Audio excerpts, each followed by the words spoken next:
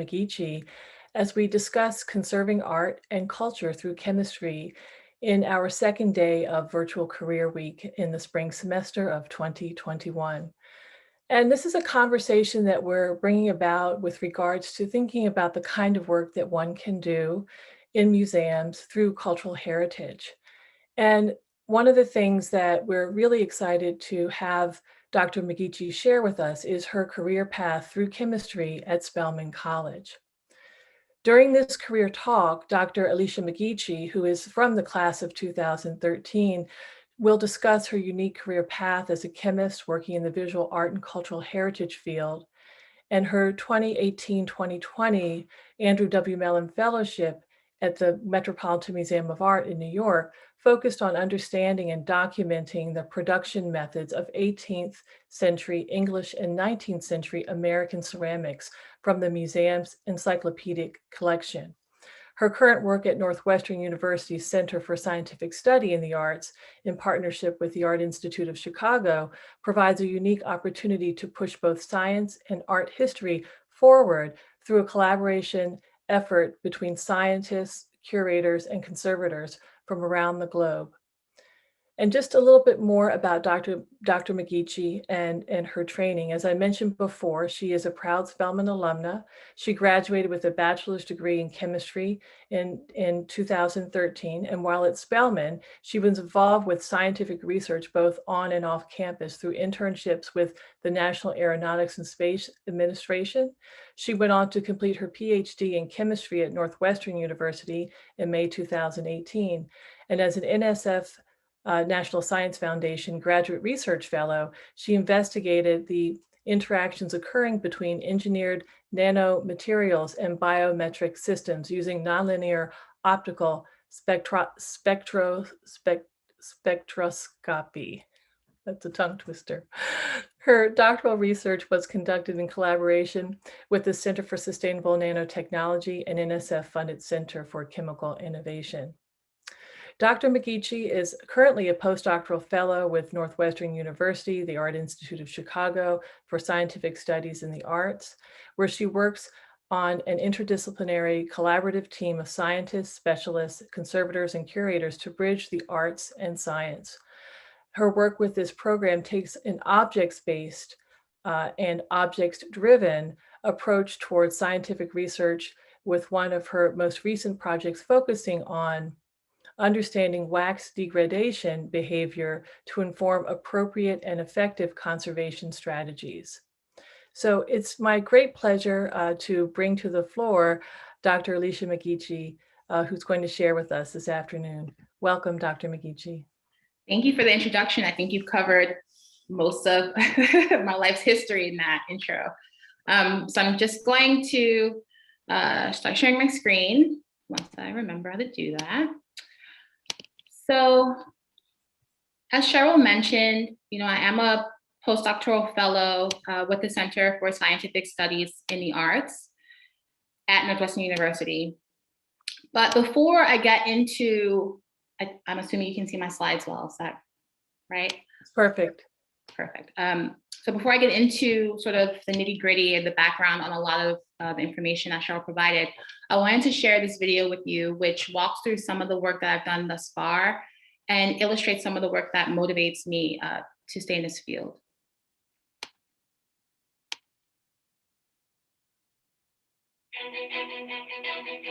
The project that I've been pursuing has focused mainly on ceramics produced by Chelsea Ceramic Porcelain Manufactory. They're operating at a time where there's so much expansion in porcelain production and chemistry that it's hard to say exactly how they decorated the porcelain, where these sorts of recipes might have come from, whether they were in-house or from something that was published at the time, or even some act of espionage. There are a lot of ways that this information could show up in terms of the chemistry. My background is not in museum science or conservation science, and so this was really my first attempt in my career to step outside of academia. I came in with the desire to combine my interest in scientific research with an emphasis on science education and outreach. The Teens Take the Med was able to engage with a number of students. And so for me, that really helped me to see the impact that I could have maybe outside the classroom, but also still giving back to those who are following behind me. This has really allowed me to see how I could design a future for myself to combine the science with the outreach.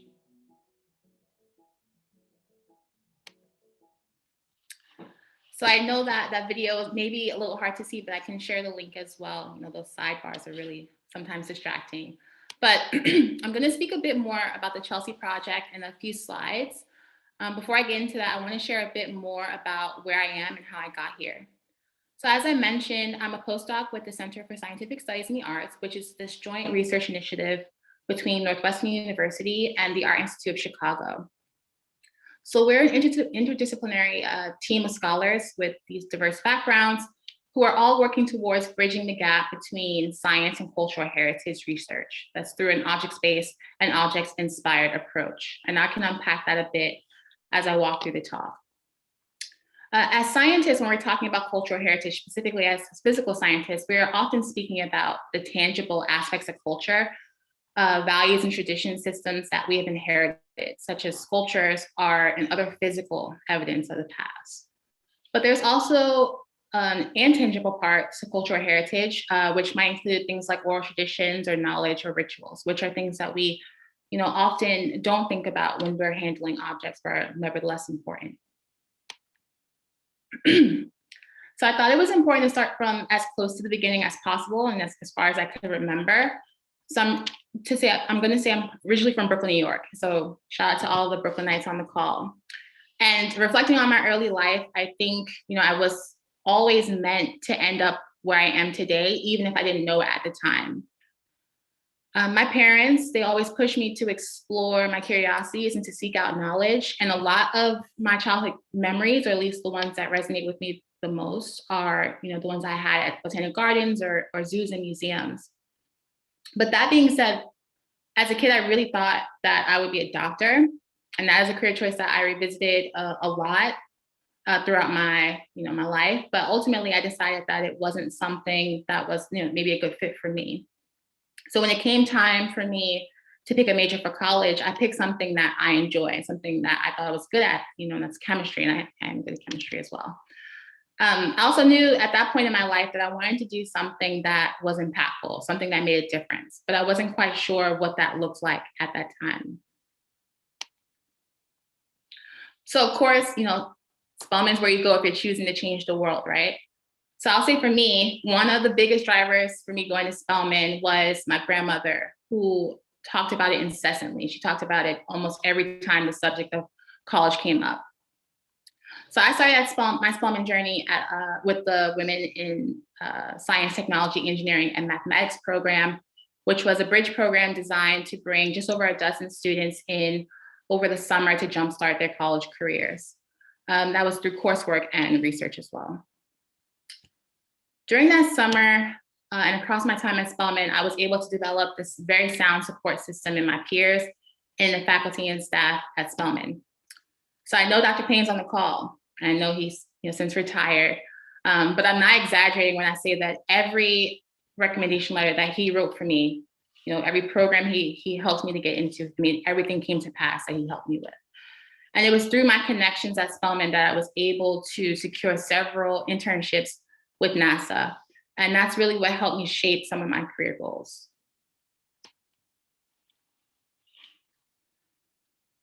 One of the most impactful internships that I had while at Spelman was with the Goddard Institute for Space Studies, which they had a satellite location in New York through Columbia. So I was able to work with a team of scientists who were exploring carbon storage in Alaskan peatlands and that relationship to climate change. And while that work had its own surprises, one of the biggest surprises that I had during that summer work was that a marsh existed in Brooklyn, just off of a major parkway. So here I am, I'm at Four Sparrows Marsh in Brooklyn, where I joined a team of researchers to collect a core sample from that site, which was ultimately used to advocate for land protections in that area. So I realized at that time in that experience that I really enjoyed fieldwork and seeing my efforts have real impacts in environmental advocacy. So that was something that motivated me to explore environmental chemistry in grad school. So fast forward a few years, I decided to attend the PhD program in chemistry at Northwestern. And as a graduate student, I worked with Franz Geiger and the Center for Sustainable Nanotechnology, which again is this multi-institutional center funded by the National Science Foundation.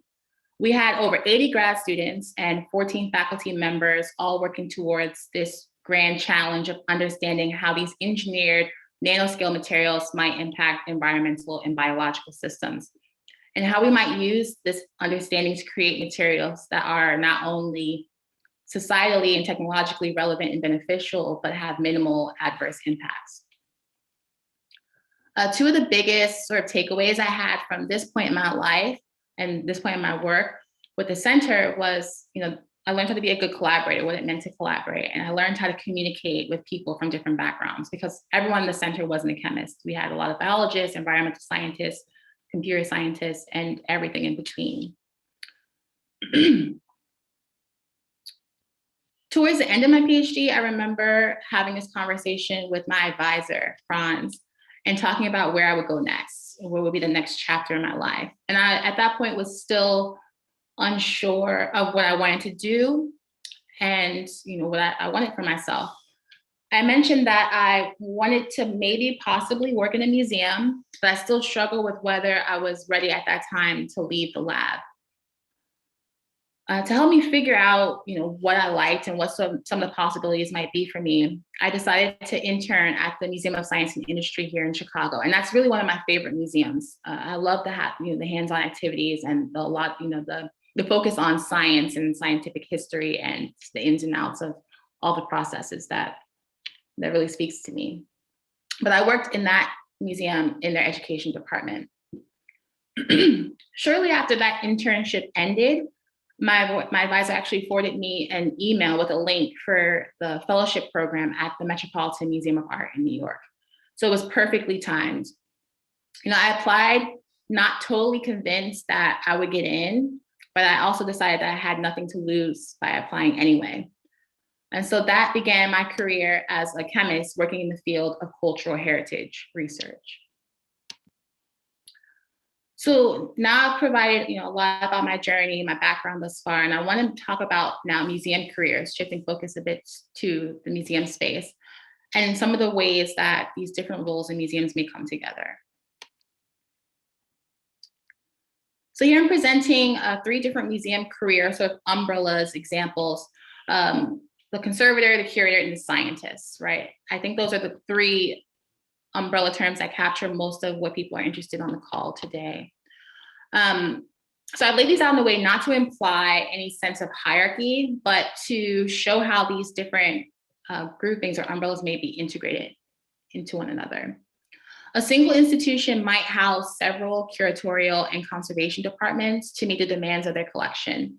For instance, conservators, who are generally charged with the care of a collection and record keeping of a museum collection, may have specialties in handling and treating objects prepared from different media, which might include time-based media, textiles, glass, photographs, paper, ceramics.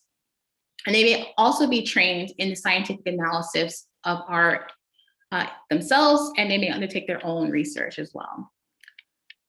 Curators may similarly have different expertise, focusing on maybe different themes, time periods, regions, cultures, specific media, but they're generally expected to have, a deep foundational knowledge of art history.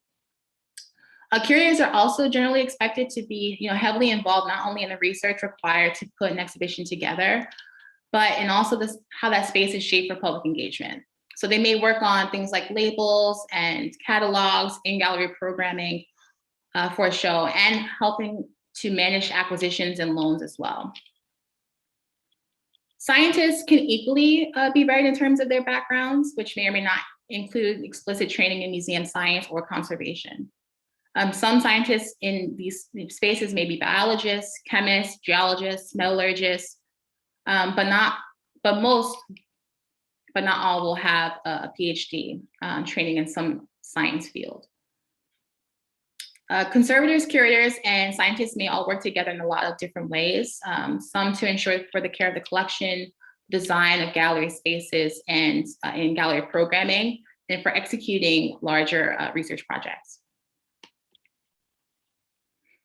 So curators, conservators, and scientists are members of a much more extensive, much more elaborate ecosystem, which includes a lot of different players, all of which I'm not showing here. But a lot of the research being done in museums is, very collaborative, a very collaborative effort that involves dedicated researchers, historians, collectors, and artists and their families who are all working together to sort of push the envelope on what is known about art and cultural heritage. So outside of museum spaces and gallery spaces, these careers also do exist in private and independent labs, in zoos, aquariums, and gardens, at universities, auction houses, libraries, and a number of other institutional styles. So when we're thinking about a plan to get into conservation or curatorial work, you also need to think about tailoring your background and your expertise to a specific institution type, if that suits you. So as scientists working in this field, we often rely on a lot of different analytical techniques to explore the different dimensions of a project. I put together this list of some of the techniques that you might find in museums. And don't worry, I'm not gonna go through each of these techniques or quiz you on them, but I wanted to illustrate that we may rely on different analytical techniques to tell us different information about maybe surface properties, chemical nature, the structure and age of an object, as we're exploring these different research questions. So I can't do a demo in the lab right now, but I found this interesting video, which I think does a great job of highlighting how an analytical technique might help to address a complicated challenge. So this video is from a group of researchers at the University of Kentucky, and it walks through the application of computed tomography to virtually unwrap the Getty scroll. So I'm going to share that now. Virtual unwrapping begins by acquiring a three-dimensional volumetric scan of the damaged manuscript. This scan produces a set of cross-sectional images that show the internal structure of the scroll. When viewed as a 3D object, one can clearly see the individual layers of the scroll, but any text on the surface of those layers is obscured from view. In order for a readable version of the scroll to be produced, these images must be passed through our virtual unwrapping pipeline. First, we capture the 3D shape of the layers of the scroll in a process called segmentation. On the left side of the screen, the software moves through the scroll, image by image, tracing the shape of a single scroll wrap. On the right, we see the 3D model that this produces. Next, we extract the ink from the data in a process called texturing. Using the 3D shape generated by segmentation, our software makes another pass through the scroll, this time looking for very bright pixels. Bright pixels indicate regions of dense material, in this case, inks made with iron or lead. We now have a single wrap of the scroll with the text shown clearly on its surface. However, because the surface is curved, it's difficult to read all of the text from one viewpoint. The flattening stage of our pipeline converts this textured 3D surface into a flat plane so that the text can be more easily read. To produce the best results, these 3 steps must be performed on one small section of the scroll at a time. As a result, we end up with several texture images that must be merged together. This merging process creates a single consolidated image that shows the full text.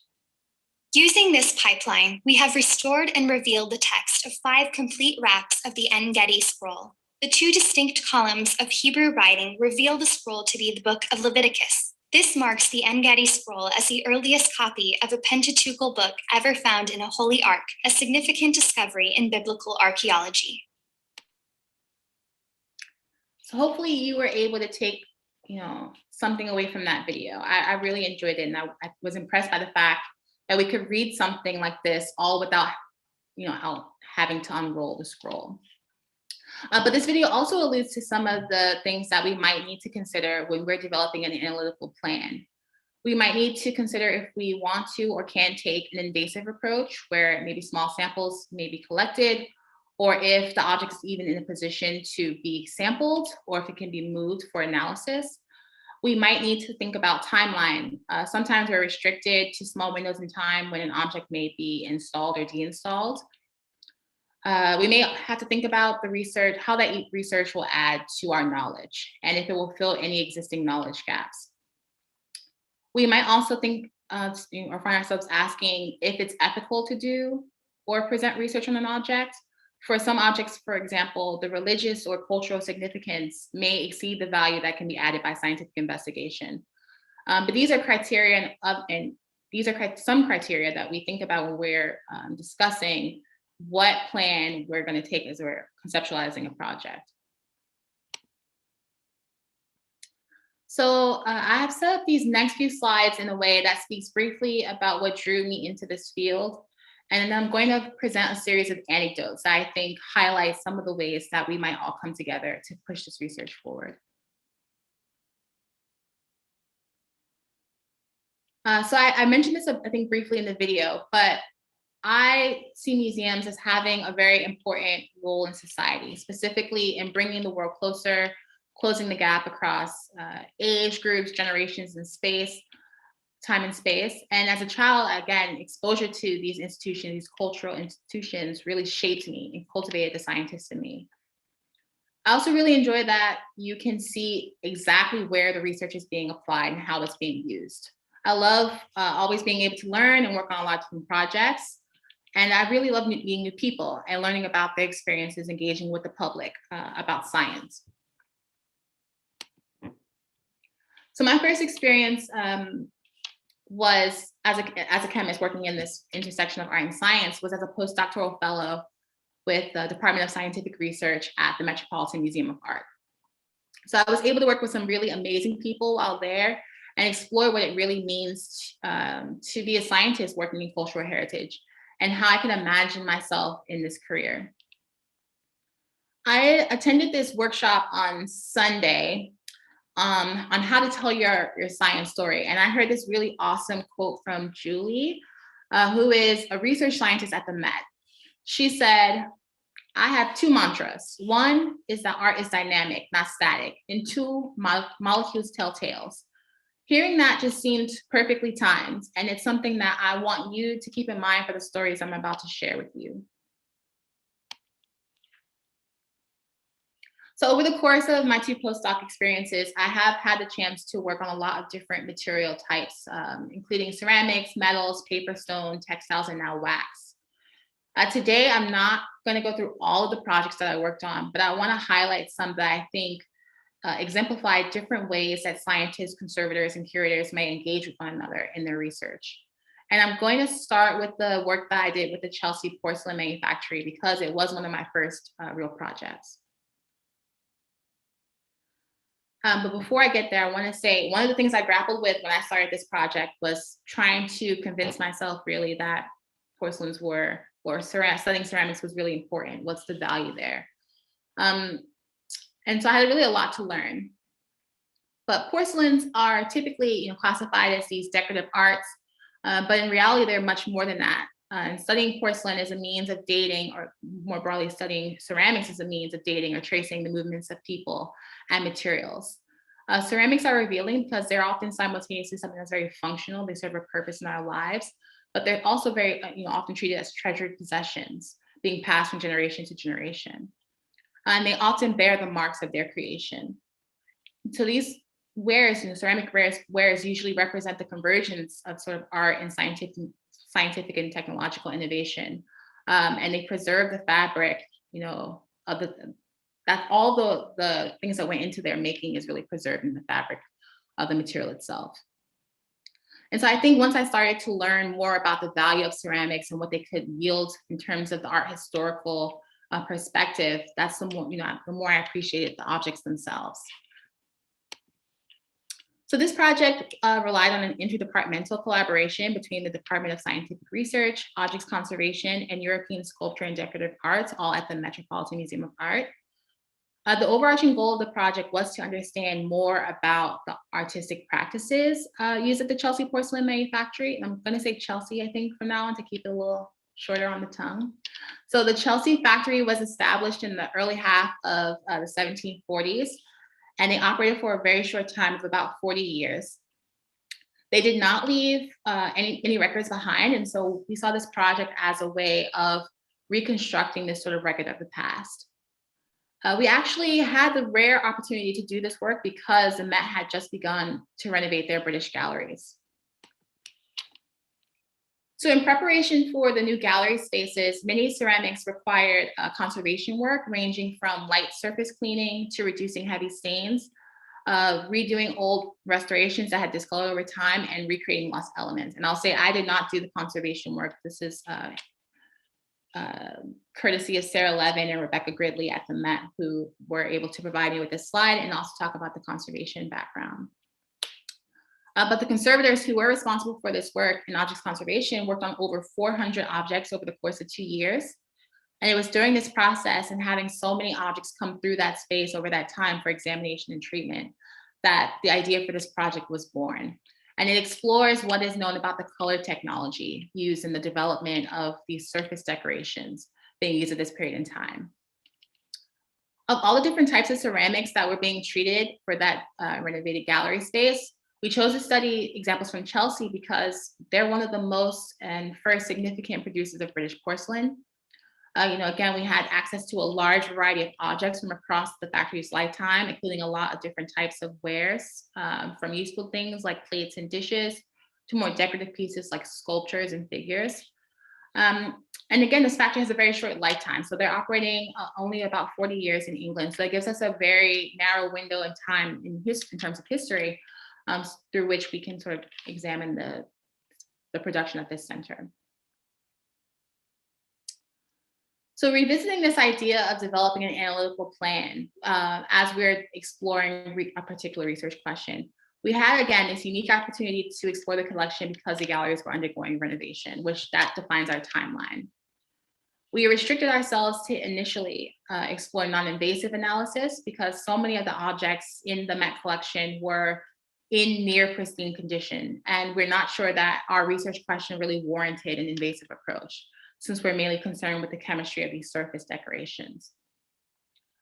And although questions arose along the way that required more invasive approaches to investigate those questions, those are something that we adjusted as we went along.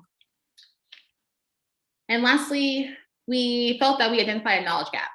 And that Chelsea is regarded as one of the first significant successful producers of English porcelain, yet relatively little is known about their artistic techniques and practices. So we addressed a few things in developing this plan before we set out. So over the course of several months, we looked at 28 objects. I'm showing 26 here. Choosing these pieces was actually a pretty amazing process because I was able to go into the storeroom with the conservators, the curators, and the collections manager to identify the pieces that we wanted to include in this study. So we selected pieces that span the entire lifetime of the factory from the earliest incised triangle period in the beginning half of the 1740s through to the gold anchor period that ended in 1769, although the factory does end in 1784. We looked for pieces that had a lot of different colors so that we could really get a sense of what those recipes were, how they were changing over time, and maybe how they may be used in specific places on objects. We also included pieces from contemporaneous factories like Sèvres, who's operating in France, and Meissen, who are operating in Germany. There's one other interesting point I want to share here in that, and that's about the industry of porcelain production in England compared to France and Germany at this time. So England and in France and Germany, there's a lot of financial backing from royalty. So they have a lot of patronage from the royal families. And so that's a much different scheme than what's happening in England at the time, where it's a much more self-funded process. And so one could imagine that differences in how these factories are funded might shape the types of manufacturing decisions that are being made. So I'm not going to get too much into the chemistry of things today. I want to keep things high level, but I wanted to take a quick second to show you this useful infographic, which I think illustrates the chemistry of colored glass very well. So I know this is glass, but enamels are fairly similar in that they're glassy like materials that are colored in similar ways to glass, and they're often fused to pottery metals and glass using heat. Both enamels and glass may be colored in a few ways, one of the most common being the use of transition metal ions. So you can see here cobalt being used to produce this blue color versus iron being used to produce this green color. It can also be used to produce a red color as well. And you also see that gold is used. So this gold is actually in a nanoparticle form or a nanoscale form, which sort of relates back to what I had done in grad school. And I really appreciated seeing this. It's not something that I necessarily appreciated about the utility of gold nanoparticles as a graduate student, but it's something that, you know, I was really excited about when I first discovered this. So getting back to the project. So we looked at every color on each of those 28 objects to recreate a rough idea of what elements were being used consistently in each color across these objects. We use this as a sort of indicator of what types of materials are being used to produce each of those colors. For example, in the red and orange enamels, we frequently saw iron, which indicated that an iron-based colorant was being used there. We found gold here in the pink and purple areas, which indicates that the artisans were taking advantage of the optical properties of these small-scale gold nanoparticles to produce color. But since we didn't have a real record from that factory itself to provide context for what we were seeing, we had to rely on records from other factories or the analysis of other objects from other factories to get a sense of how these results fit in the grand scheme of porcelain production in Europe at the time. What we found was that based on the information that we were able to gather from the non-invasive analysis, that a lot of the colors being used at Chelsea were similar in their chemical composition to those being used at other factories. And that these results were consistent with recipes being produced and published in craft books at the time as well. We did not find evidence that there was a significant change over time, but we did find out a lot about the objects in our collection, including, you know, that one of the objects we originally thought belonged to this factory might not. So I'm going to transition to another story now, but still building on that analytical knowledge that I developed working on that Chelsea project, I was able to join a second project focused on understanding the glaze and clay chemistry of ceramics in preparation for an upcoming exhibition at the Met. So this time we were looking at the wares produced in the Edgefield district of South Carolina, which were being produced by free and enslaved Blacks. And one of the most well-known potters from this period is David Drake, and he was enslaved at the time that these wares were being produced. I think that David Drake sticks out in our minds for a lot of different reasons. It's not only that, you know, he was very proficient with his craft, but, you know, he inscribed his work with poetry and short phrases. And although slave literacy was punishable by law at this time, David left us notes about what certain vessels might have been used for whom they may have been intended, when they were being made. But I think one of the most important things that he left us was his name. This particular project focused not on these vessels, but on face jugs, which are also being produced around the same time. So these vessels have a variety of glaze colors ranging from green to brown and slightly different forms with a wide range of facial expressions. And we really wanted to, you know, take our time with this project. Like I said, this is in preparation for an exhibition, and it was maybe 2 years into the future from the time that we started this study. But we wanted to explore a lot of different facets of the production of these wares, from where materials were being sourced from, how different international influence were converging, and to get a sense of who these might have been made for and how they might have been used. The hope was that science might uncover some of the more intangible bits of the cultural heritage that had been lost, and perhaps in some ways restore the identity to some of these vessels. I enjoyed working on this project because it got me a lot closer to what I originally intended to focus on when I came to the Met, which is on the arts of Black America and the Black diaspora. And the Chelsea project was a divergence from that, but nevertheless, you know, it was a Chelsea project that really provided me with the foundation of and its hands-on analytical knowledge that allowed me to work with ceramics for this project as well. So for a little background, pottery production in this area, the Edgefield district, is thought to have begun sometime around sometime in the early 1800s. And historians know that several European ceramicists were selling in this area and around this area and in the north as well. So I said we were interested again in the glaze and clay chemistry, but we were also interested in understanding how we might develop an analytical plan for possible fieldwork at waster sites, which are places where you are often finding large collections of disposed pottery.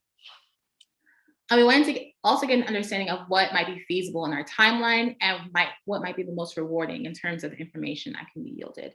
So this was a preliminary study of sorts, something that helped us to guide a specific analytical plan. So although it's not apparent looking at this, documenting the chemistry, or thinking about this, documenting the chemistry of European ceramics is also important for understanding American ceramics as well, because European and American ceramics may often be found in the same waster sites mixed together. And we know that there was some knowledge transfer from Europe, and that shaped some of the ceramic production at these sites. We also know that the slaves themselves may have contributed their own expertise, knowledge, and experience with the materials to the production of these vessels. So they really do represent a convergence of international influences.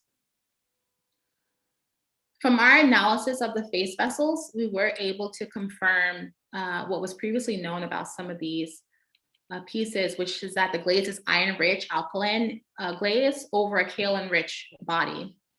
On their own, these results aren't that informative, but when taken together with analysis from other objects, similar objects in Edgefield and across the South, we can begin to piece together an understanding of where potters may have gotten their clay, how they might have fired them, how the glazes were being made.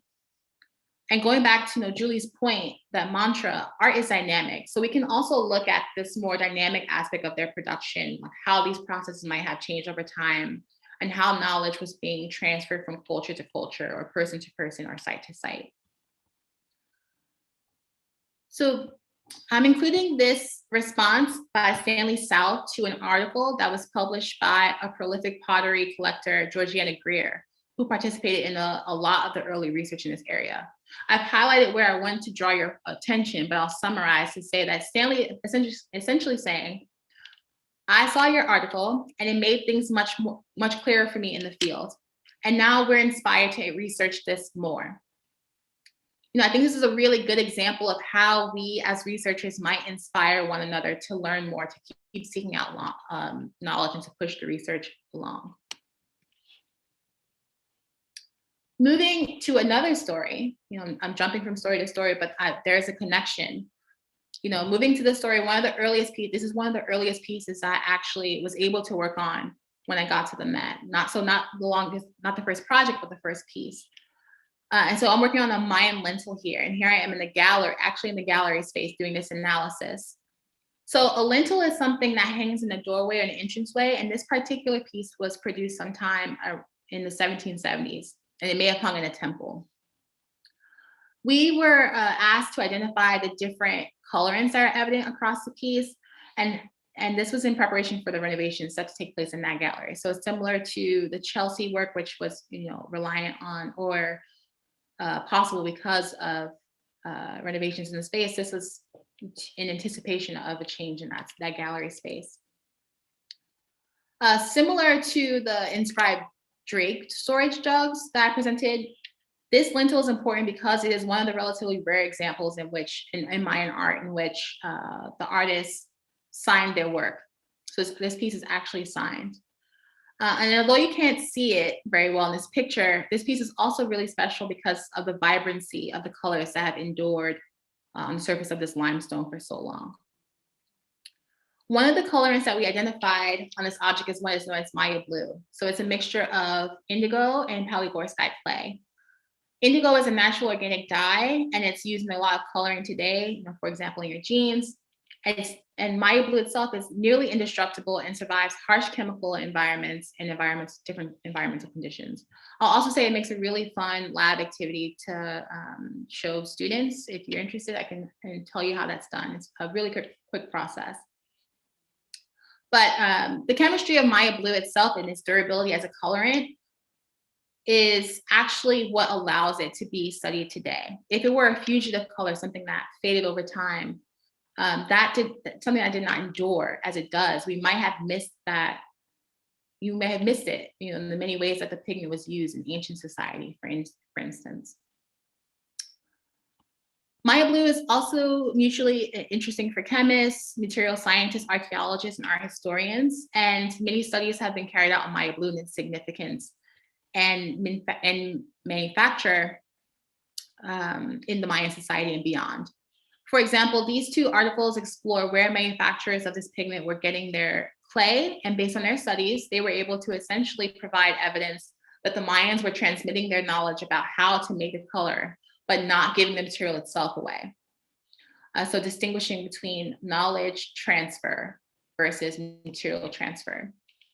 One paper also found that the present day knowledge used to produce or to source palygorskite, so the clay used to make Maya blue, by Mayan descendants was somehow passed on, transmitted across a generation, which is again another example of this intangible cultural heritage.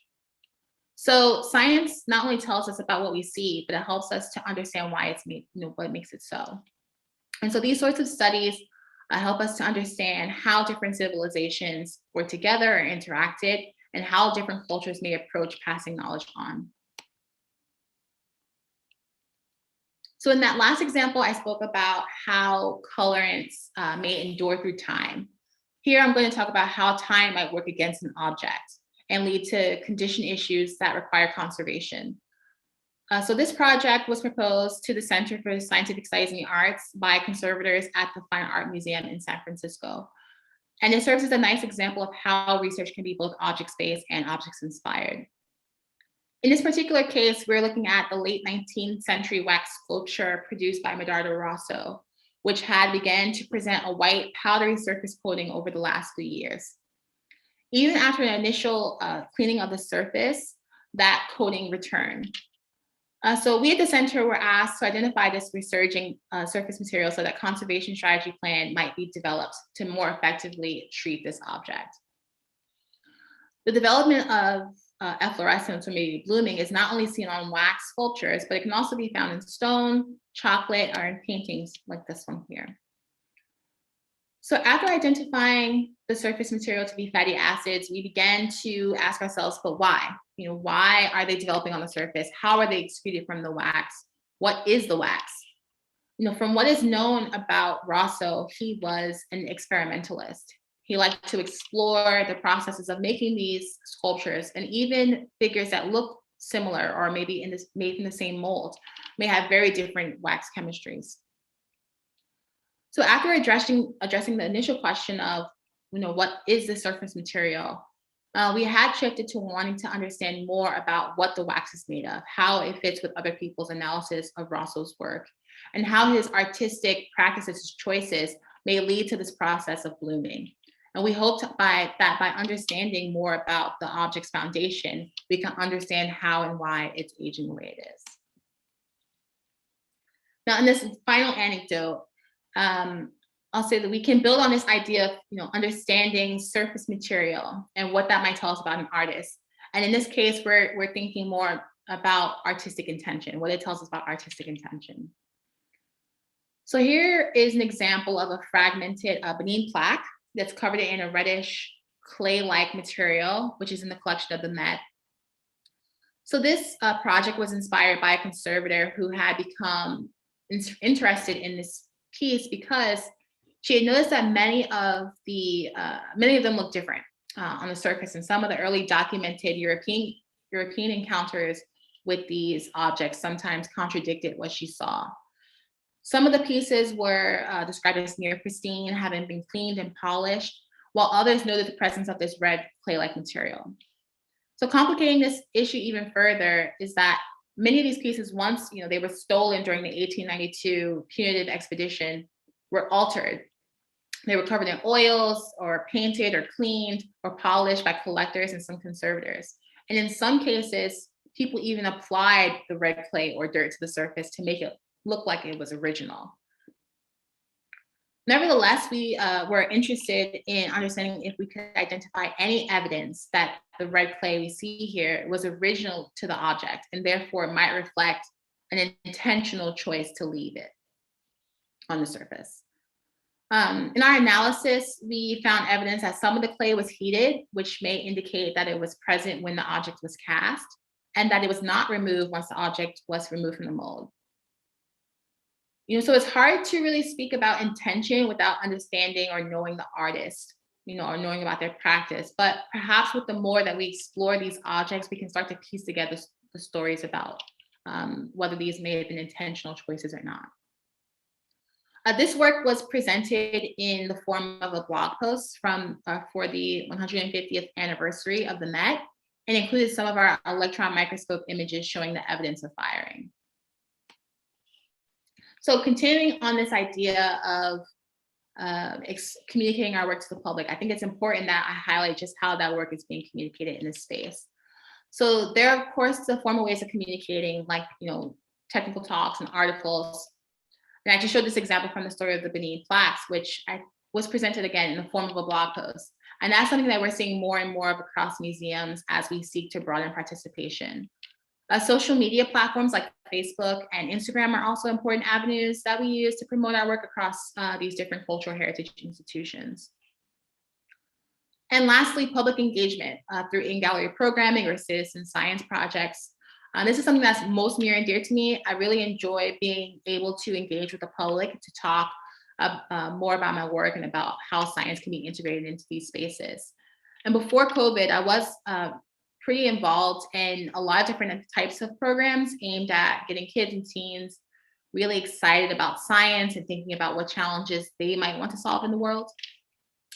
But that's much different now over Zoom. But nevertheless, multiple strategies are important to engage the public at every level. And I think it's important. It's something that museums are becoming more invested in all the time.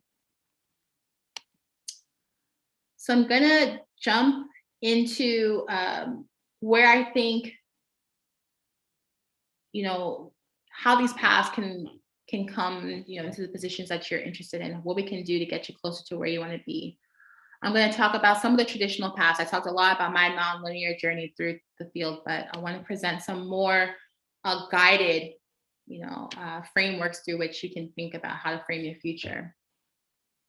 So I'm going to start, with cultural heritage scientists, since that's where I am now. So as I mentioned earlier, cultural heritage scientists may have a variety of scientific backgrounds that might include something like chemistry, physics, biology, or earth science. And depending on what type of institution that you might want to work in, you might decide to study a specific science. For instance, if you are considering a career at a natural history museum, like the Museum of Natural History or the Field Museum, you might consider careers in anthropology or paleontology or something similar. And if you know the type of institution you're looking to end up in, that will help you guide your choice. But typically, as you will see with many of the museum careers we are exploring today, there's a need to do additional training after the completion of an advanced degree. And that might take the form of volunteer work or internships or fellowships. Conservators might typically have a background in science as undergrads. But one of the most important things I want to point out about the museum career path or conservator path is that you're most likely going to need to do some degree of pre-program training before you apply to an advanced conservation or degree program. And this might form of a structured program through internships or other ways of developing your initial experience sort of as a conservator. And as I mentioned earlier, there's some people who choose to get a master's or PhD in sciences in addition to getting a degree from a conservation training program. But no matter which route you take, like the museum scientists and curators, again, you'll likely have a period after you complete your academic training where you're engaging in additional training programs. For the last track I'm talking about, this is for the curator or the art historian. So curators may have a lot of different undergrad backgrounds as well, some in science, some in art history or studio art, but not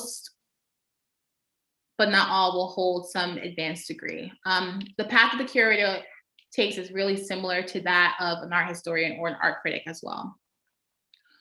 For PhD programs in art history, you typically need to have been enrolled in an art history undergraduate program, and some art history programs, but not all, might offer an explicit curatorial option. But generally speaking, the PhD is where you're really defining your specialty, the sort of lens through which you are framing your particular expertise. And you might consider to focus on classical studies or visual culture on a particular culture in time. And that's typically the type of curatorial distinction that you plan to have in a museum. So across the three career paths that I just showed, there are some common things that you can do to prepare yourself for a job in this field. One, you need to expand your background. So this means seeking out training programs, advanced degree programs that will get you close to your goal. You have to take an art history course or more to round out your background. You can volunteer and intern at local museums to get experience and also to get your foot in the door. You can build transferable skills. This is something you need to do, simply prepares you to do everything or anything. So develop your craft, whatever that is. Practice writing critical art perspectives or treating an object. You should maintain a portfolio, whether that be digital or physical, something that really showcases your work and your talent, and find ways to refine your communication skills. Then, of course, one of the most common pieces of advice, network. So you have to find the relevant organizations and make sure that you're maintaining and nourishing the relationships that you're building through these connections to support you throughout your career. And lastly, if my experience hasn't taught you anything else, I want you to think about applying anyway. And you have really nothing else to lose just by applying.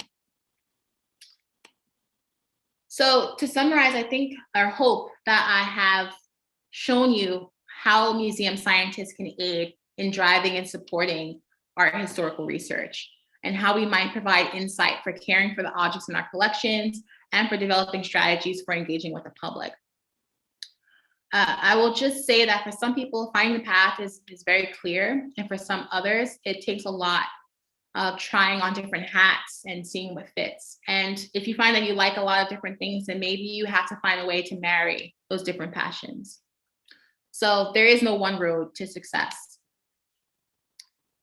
So I'm rushing now because I realize I'm over time, but I want to take a second just to acknowledge all of the funding agencies and institutions, the people who've helped me get this far in my career. And I also want to take time to thank the AUC Art Collective for the invitation to speak to you all today. And I would like to open the floor for questions if there are any.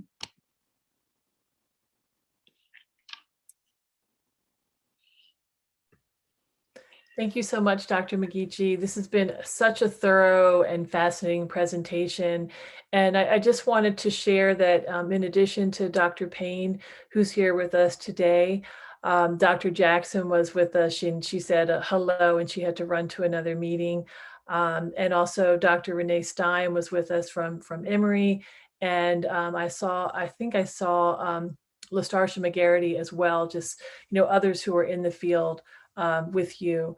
We also have students, of course, who've joined with us. And if there are any students, I know, I think I saw Neil is on the call. If you have any questions, please feel free to unmute yourself and ask away. Well, I guess a particular question, I guess I'll do a bit of background. I've had a little bit of experience myself with conservation. I interned at a local antique shop during my summer of my sophomore year of high school. So it's really refreshing hearing about your experiences and kind of seeing it from definitely it's a more scientific route that you took. So that's definitely something that was very interesting to me. I guess something that I was curious about, you seem to work with a wide range of objects, and from my understanding, conservators kind of favor certain materials. So I was wondering, what material do you enjoy working with the most? Well, that's a hard question.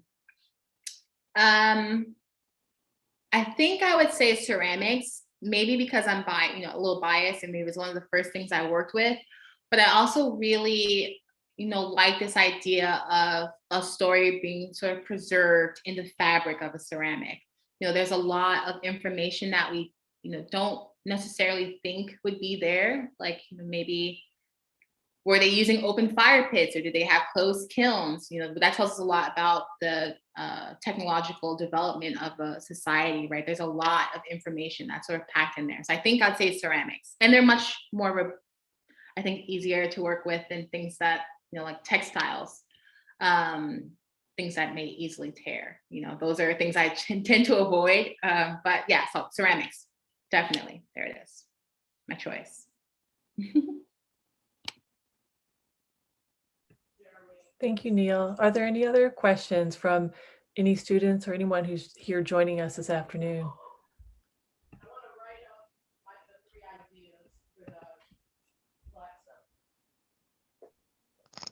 I have a quick question. Thank you, Alicia, so much for that talk. It was fantastic.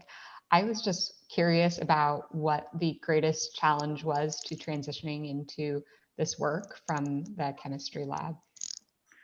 Andrea, thank you for that question. Let's see. The one of the biggest challenges, I think, in transitioning from this more, I think, academic chemistry or traditional chemistry lab space was, understanding that, I don't know, in grad school, you do things so many times or so often that they become almost regimented. You feel like you've got it in the bag, you know exactly what you're doing, you kind of go on autopilot. But when you're working in a museum space, because everything is so different, you always have to be, not to say on guard, but you have to really think on your feet all of the time. You have to be prepared for anything because one approach that you use for a certain object or material type will not apply to the next or may not apply to the next. And so you have to always constantly be thinking about that.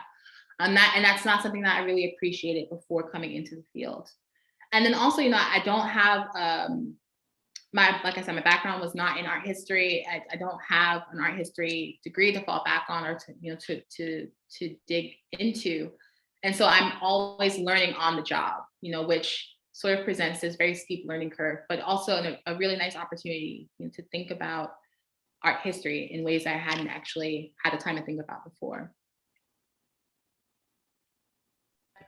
Thank you so much for that answer, Dr. McGeachy. I think it's also a really great indication of how there's so many different career pathways to conservation. And you're one of those really great examples of that. There's another question that's in the chat from Sophie Venetia Croft, who thanks you for your talk and then asks, I was wondering if you thought the X-ray tomography used to map the scroll is a technique that might prove useful for ceramics. Ooh, I'd say possibly. I think you could maybe use that to look at structure. So one of the things that you might be curious about is, if there is internal support, for instance. So for figures, some of the larger figures may have had rods inserted into the centers to stabilize a figure, maybe during heating or during shaping. So yes, I think it definitely would be useful for looking at ceramics. I think radiography, again, which is very similar to computed tomography, would also give you the same sort of insight. And I think that's maybe, I'm not sure if that's a more accessible technique, but I think computed tomography is really something that is still evolving in its applications in this field. Thank you so much, Dr. McGeachy. So we are just at the 1 o'clock hour, and I know that our students are going to have to go on to class. It's been such an amazing and enriching conversation, an afternoon hour with you, our lunch hour. We're really grateful to you for sharing with us your career pathway, your experiences, and also just the really interesting case studies that you shared. They give a really broad insight and look into conservation, not just through, as Neil suggested, one particular medium, but rather through a whole host of media. And we look forward to continuing our relationship with you and networking with you in the future, and also to following your career as the years go on. I'd like to invite everyone to our next panel at 3 o'clock that's going to be moderated by Lauren Jackson Harris. And it's a professional development program. You've graduated, so now what? That's the title. So please join us at 3 o'clock, and we'll look forward to seeing you for the rest of our virtual career week on Wednesday, Thursday, and Friday. Take good care, and thanks again all. Thanks, guys. Bye. Thank you. Thank you.